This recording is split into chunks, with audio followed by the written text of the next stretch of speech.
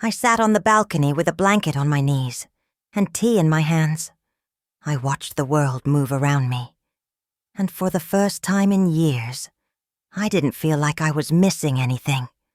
I wasn't on anyone's schedule. I didn't owe anyone space, energy, or silence. I was not a placeholder. I was Ida, a woman who had spent most of her life making herself small, and now, finally, was learning how to take up space again. 2 weeks passed before I heard Ellen's voice again. It came through the intercom one Saturday morning while I was watering my balcony plants. "Mom, are you home?" I paused. She was standing at the entrance downstairs holding a paper bag. I buzzed her in without a word. I didn't know what I wanted from that visit, but I wasn't afraid of it anymore. She came up slowly, looking around, as if the hallway might explain something to her. When I opened the door, she gave a quick smile. Awkward. Unsure. "You moved," she said, as if this were news. I nodded. "I did." She stepped inside, turning the bag over in her hands. "I brought cookies, the kind you used to make." I took them gently and set them on the counter. She didn't sit. "You didn't return my messages," she said. I read them. There was silence, then thick and fragile. "I didn't realize things were that bad," she finally said. Her voice almost cracked, but not quite. I looked at her. For the first time in months, I didn't try to make it easier. I didn't jump in to reassure her. I let her discomfort stay. "They weren't bad," I said. "They were empty. That's different." She looked down at her shoes. "You should have said something." I did, just not in words you wanted to hear. She nodded, but I could see she still didn't fully understand, and maybe she never would. That's the thing about becoming invisible. It doesn't happen in one moment. It's slow. 1,000 little instances where someone chooses convenience over kindness, silence over seeing you. I made us tea. We sat across from each other at the table. She looked around again. "It's nice here." "It is?" I said. And I meant it. We talked about safe things, weather, groceries, the neighbor's cat who liked to nap on the stairs. She asked if I needed help with anything. I said no, and that was that. When she left, she hugged me. Not tight, not like before, but longer than necessary. She whispered, "I love you, Mom." I didn't say it back right away. I waited until she was at the door. "I love you too, Ellen." She paused, then nodded. After the door shut, I didn't cry. Instead, I opened the cookies. They were store-bought. I smiled. She tried. Later that week, I went to bingo night. Nancy introduced me to a few of the women she'd been sitting with. One of them, a silver-haired woman named Doris, said, "I've seen you before. You just moved in, right?"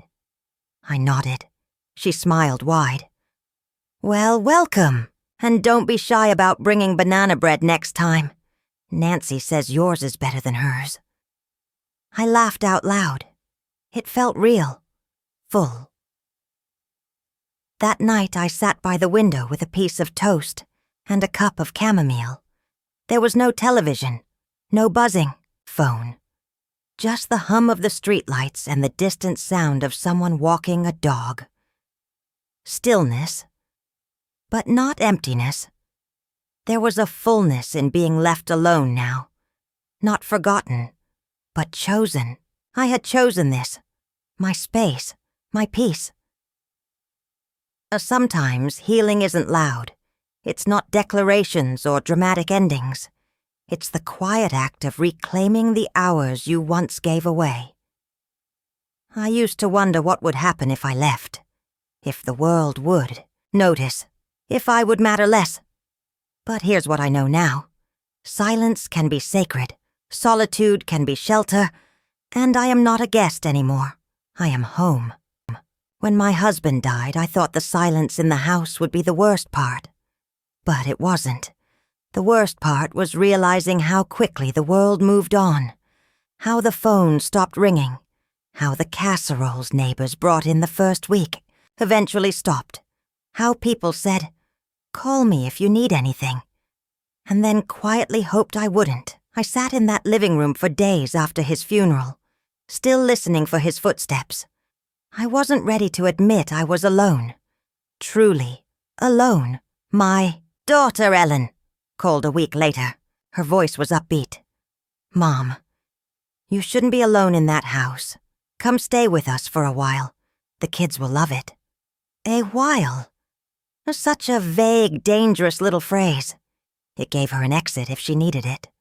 But at the time, it felt like a lifeline. She even came to pick me up herself, helped me fold my clothes, told me to bring whatever I wanted, said again and again, with a soft smile, and that slightly rehearsed tone she uses when she wants to sound generous, "You're always welcome." Djafjar, first day in her house, felt odd. Not bad, just strange. It smelled like lavender and lemon. Her style, minimalist, cold, white everywhere, was the complete opposite of mine. My house had been warm, full of crocheted throws and framed pictures. Her walls were bare, sterile. I stayed in the guest room, which also doubled as her home office. She had cleared the desk and left a little lamp by the bed. No dresser, just one drawer in the closet for my things. I told myself it was temporary. The kids greeted me politely. My grandson, Jacob, hugged me out of obligation. My granddaughter, Lila, gave a small wave and went back to her phone. That first night, we ate dinner together. Ellen served some kind of kale and sweet potato dish that looked like it came from a magazine. I tried to eat it without asking for salt. Afterward, I offered to help clean. "No, Mom," she said. "Just relax. You're our guest." That word made my stomach turn, but I smiled. I thought maybe I was being sensitive. After all, this wasn't my home. I was still adjusting, still grieving. Maybe I just needed time. But little signs started piling up. She asked me to keep my slippers in the room. Said they brought dust in from the patio. Then, a few days later, she gently reminded me not to use the main bathroom in the morning because Lila needed her space to get ready for school. One morning, I woke up early and made pancakes. Something simple. Something I always did for Ellen when she was a child. The smell of butter and batter used to bring her running to the kitchen. Now, it brought her downstairs with a tight smile. "Mom," she said, "I appreciate you wanting to help, but we don't really do breakfast like that anymore." I nodded, scraping the remaining batter into the sink. Another time, I folded a load of laundry and placed it neatly on the kids' beds. Later that evening, Ellen sat beside me with a forced calm. "Mom, I know you mean well, but maybe just let us handle the kids' things, okay?" I told myself. She's adjusting too. This is new for all of us. But deep down, I felt it. That quiet distancing, the way she smiled too tightly, how she never asked how I was sleeping or how I was feeling. She never once said, "Are you okay without Dad?" One afternoon, I was sitting on the patio, knitting. Ellen came out to water her plants. "You know," she said, "it's really nice having you here. The kids are learning so much just by watching you." Watching me do what? I hadn't taught them anything. They barely spoke to me. But again, I nodded. She didn't notice I hadn't smiled back. That night, I couldn't sleep. I kept looking around. The guest room. My suitcase was still half packed in the corner. I never unpacked fully. Maybe I knew. Maybe my heart knew. Long before my head did. This wasn't going to work. Not because anyone was cruel. That would have been easier, honestly. Cruelty you can name. You can fight back. But this? This was worse. Polite rejection. Smiles that said, "We love you, but from a distance." I was present. I was breathing. I was sitting at the table. But I wasn't there. I had become invisible. And once you've been invisible in your own daughter's house, you start to wonder if you were ever really seen to begin with. I started noticing new routines that didn't include me. Ellen had weekly brunches with her friends where I was never invited. The kids had movie nights in the living room, and I would hear them laughing through the walls while I sat on the guest bed with a book I wasn't really reading. Once I walked into the kitchen to grab some water, and Lila looked up from the sofa. "Oh, we didn't know you were awake," she said, as if I lived on a different schedule, as if I were just passing through. Another afternoon, I heard Ellen on the phone. "She means well," she was saying, "but sometimes I feel like I'm taking care of a child. It wasn't meant for me. But I heard it. Every word. I had cared for her. I had cooked her meals and held her hand when she cried. And now, the only time she looked at me fully was when I was doing something wrong." One morning, I made myself a cup of tea and sat on the back patio. Ellen came out and sighed. "Mom, I've been meaning to talk to you. We're trying to keep a certain rhythm in the house. Maybe you could keep the tea to your room in the mornings?" A rhythm. I didn't argue. I just nodded again. But inside, a voice I hadn't heard in years whispered, "This is not your home." Not anymore. Maybe it never was. The mornings became the hardest part. I would wake up early, partly from habit, partly because it felt wrong to sleep in someone else's house. The sun would barely be peeking through the shutters, and I would sit quietly on the edge of the bed, listening for footsteps, hoping the silence meant I could steal a moment in the kitchen before the world woke up. But even my footsteps felt too loud. The sound of the kettle clicking on, the spoon clinking against the ceramic mug.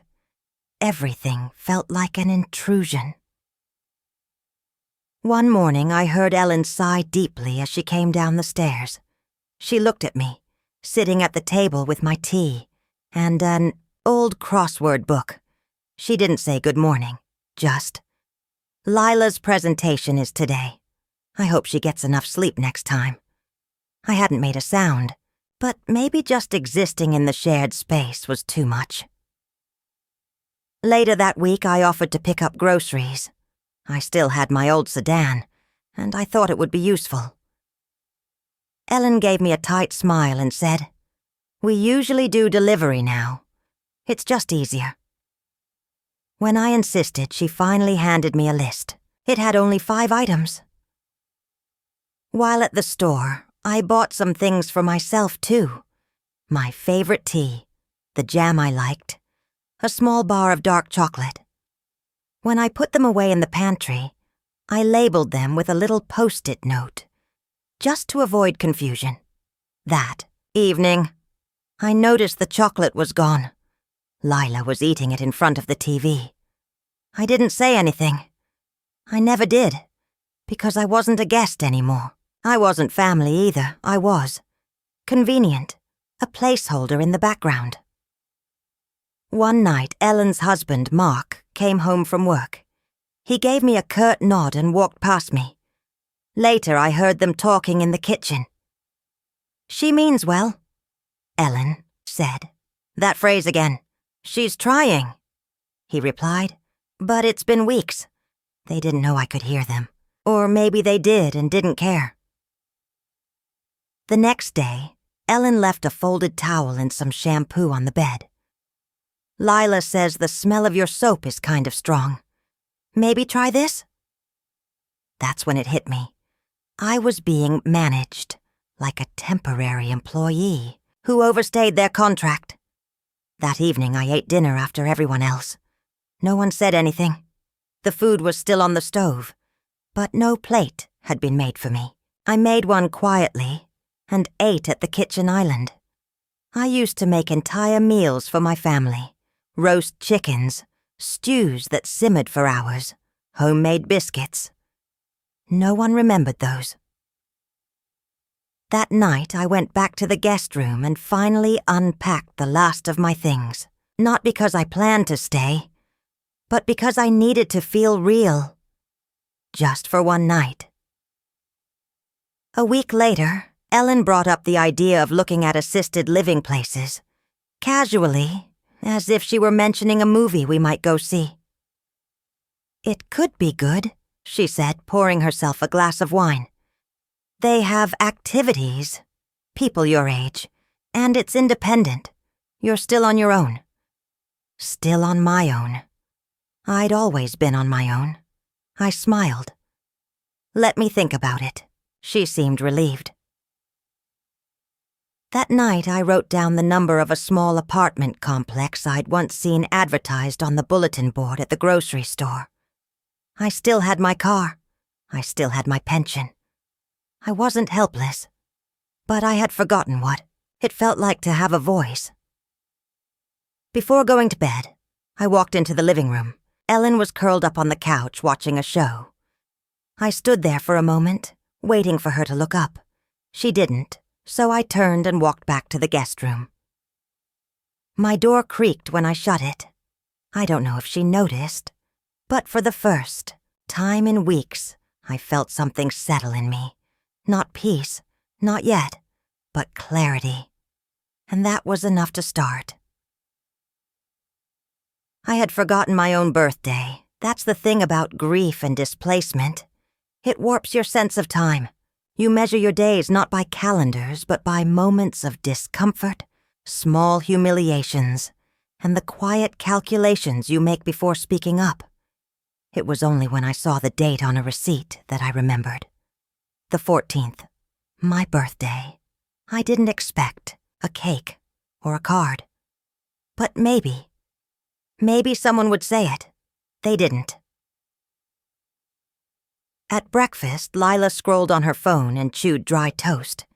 Jacob mumbled something about a test. Ellen sipped her smoothie in silence. I waited. At one point, Ellen looked at me. I thought she might say something. Instead, she said, "Can you make sure the dishwasher is unloaded later? I'm running late." That night, I made myself a cup of tea and sat in the darkened living room. The house was quiet. Everyone had gone to bed. I opened the small tin where I kept old notes and cards. One from my husband, yellowed and soft from the years, his handwriting still strong and loving. To my girl, always. I cried silently into my sleeve. The next morning, Ellen was talking loudly on the phone. Yes, her birthday passed. Oh, I think she doesn't really celebrate it anymore. I hadn't told her that. She just assumed. Or maybe.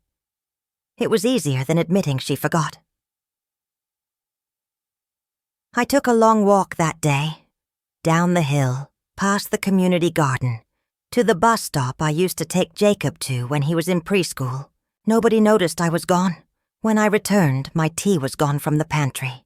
Again.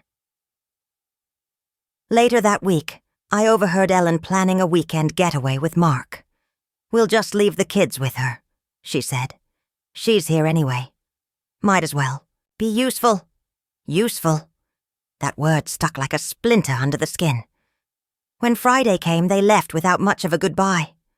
Mark barely nodded. Ellen kissed the kids, then turned to me at the door and said, "You're good with them, right?" I nodded. That night, Jacob locked himself in his room with a game console. Lila went to a friend's house. I sat at the kitchen table alone, listening to the tick of the wall clock and the humming fridge. I washed the dishes no one thanked me for. I folded the towels no one noticed had been cleaned. And I waited. For what? I didn't know. Maybe for someone to see me. But the house had its own rhythm, and I was always a beat too late. Sunday evening, Ellen came back. She was glowing from the weekend, sun-kissed and smiling. "Thanks for holding down the fort," she said. "Not quite," looking me in the eyes. "The kids didn't give you too much trouble, did they?" I wanted to tell her Lila hadn't come home until midnight, that Jacob hadn't spoken more than 5 words to me. But I didn't, because I knew she wouldn't hear it. Instead, I asked, "Did you enjoy the trip?" She nodded and yawned. "We needed it." I went to the guest room and sat on the bed. My birthday, the weekend, the laughter I hadn't been part of. I opened the drawer, pulled out the apartment flyer I had saved, and circled the number again. I would call tomorrow. I would. Because being invisible in someone else's life is one thing. But being invisible in your own, that's where it ends. I made the call on a Tuesday morning, just after Ellen and Mark left for work, and the kids were off to school. My hands trembled dialing the number, like I was doing something forbidden. The woman on the line was kind. Her name was Denise. She said they had a 1-bedroom available at the complex I'd seen on the grocery store board. It wasn't big, but it had a small balcony, and the rent included utilities. I asked if I could come see it. "Of course," she said. "Today?" "Yes," I replied without thinking. I left a note on the counter for Ellen. "Went for a walk. Back later." I didn't mention the appointment. I didn't owe her that. The apartment was older, worn but clean. The floor creaked. The faucet dripped. But there was something about the silence inside that room that felt peaceful. Not heavy like the silence in Ellen's house. Denise walked me through the place. She didn't rush me. She didn't talk down to me. She asked how I liked my tea. That detail, small as it was, nearly made me cry. There was a little dining nook with a window that caught the morning light. I imagined sitting there with a crossword puzzle and no one sighing nearby. No one checking the clock or asking me to step aside. A small bookshelf stood near the hallway. Denise said I could take it or ask to have it removed. I ran my hand across the wood. It was chipped in the corners, but solid. I pictured lining it with my old paperbacks, those that still smelled like the quiet afternoons I used to have. I told her I'd think about it, but I already knew. On the way back, I stopped by a bakery and bought myself a muffin. No one rushing. Me. No one waiting in the car. I sat on a bench outside and ate every crumb slowly. I hadn't done something that simple for myself in years. I went back to Ellen's house and noticed the garbage hadn't been taken out. The dishes from breakfast were still in the sink. Someone had left a towel on the floor in the bathroom. No one had missed me. That evening, I made myself a sandwich and sat outside. Lila came out and asked, "Did you see my charger?" I shook my head. She left without another word. No one asked about my day. I didn't tell them. That night, lying in the guest room, I stared at the ceiling and made a list in my head. Not a packing list. A remembering list. I remembered laughing until I cried with my husband over burnt toast. I remembered dancing in the kitchen while the radio played old jazz. I remembered Ellen climbing into my bed at age 6 because she had a nightmare. Remembered carrying Jacob in my arms when he broke his foot. I remembered writing Lila letters when she was born. I remembered running through sprinklers barefoot, not caring who saw. I remembered painting the porch swing white the summer before. Ellen left for college.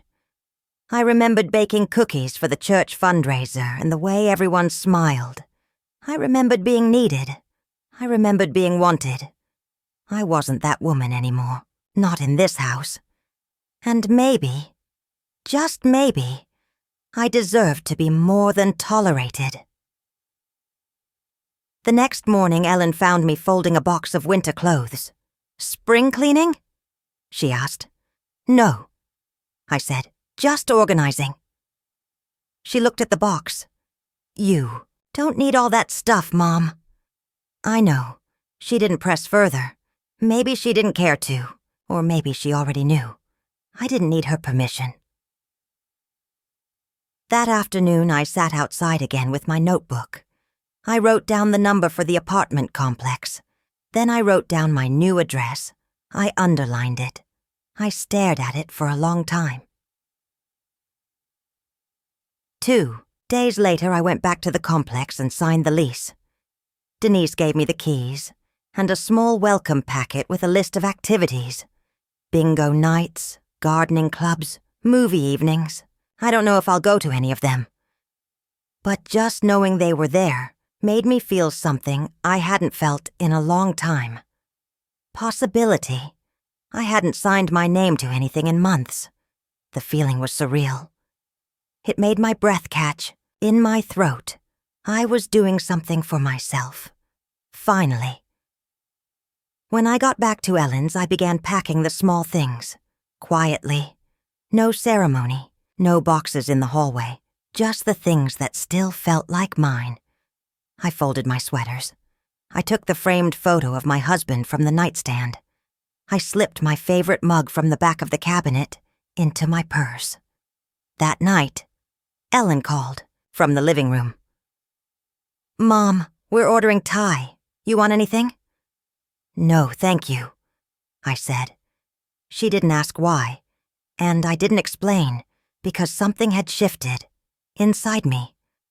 I was already gone. And the best part? I wasn't scared. Not anymore. I moved out on a Thursday morning. There was no scene, no dramatic confrontation. Just me in a taxi and 2 medium-sized suitcases. I left before sunrise while the house was still asleep. I didn't want to explain anything. Not again. I left a note on the kitchen counter. Dear Ellen, thank you for letting me stay. It's time I have a space of my own again. Please don't worry. I'll be fine. Love, Mom. I sat in the back of the taxi and watched as the house disappeared behind me. I waited for tears, but none came. Only stillness. I had cried enough already. When I arrived at the apartment, Denise was waiting at the front desk. She handed me a small welcome plant, lavender in a white ceramic pot. For peace, she said. I carried it up the stairs myself. The elevator was out and I didn't mind. I was 67. Not made of glass. Inside, the apartment was quiet. My things arrived 2 hours later in the back of a small moving van I hired. Just boxes, clothes, a few kitchen things. The framed photo of my husband. I unpacked in silence, took my time placing the cups in the cupboard, hung my coat on the back of the door, put the picture of him on the windowsill. By afternoon, I had made tea. And for the first time in months, no one asked me to move, to lower my voice or to put my mug away. I sat at the tiny table and looked out over the street. Just people walking dogs, someone jogging, a mailman with headphones in. I wasn't missed, and I wasn't missed by the people I had given my life to. It was strange to matter so little in a place I had stayed in for so long. That evening I got a text from Ellen. Where are you? I didn't respond. 10 minutes later, another message. You could have said something. Still, I didn't answer, because nothing I'd say would be heard the way I meant it. I was not angry. I was done. The next morning, I walked to the corner grocery store and bought a loaf of bread, some butter, and a carton of milk. The cashier smiled and called me Hun. I walked home with the bag in my arms and a breeze in my hair. I opened the window and let it in. I swept the kitchen, wiped the counters, lit a candle. It was mine, all of it. That night I took a long bath, hot water, lavender soap. No rush. I didn't feel like a guest. I didn't feel like a burden. I didn't feel like I was waiting to be noticed. I was alone, and it felt like freedom. On Saturday, I called my friend Nancy from the old book club. We hadn't talked in years, but she picked up right away. We talked for over an hour. She said she was proud of me. I believed her. On Sunday, I woke up before the sun and baked banana bread, just because I wanted to. The smell filled the apartment, and I laughed. Not at anything in particular, just laughed in the afternoon.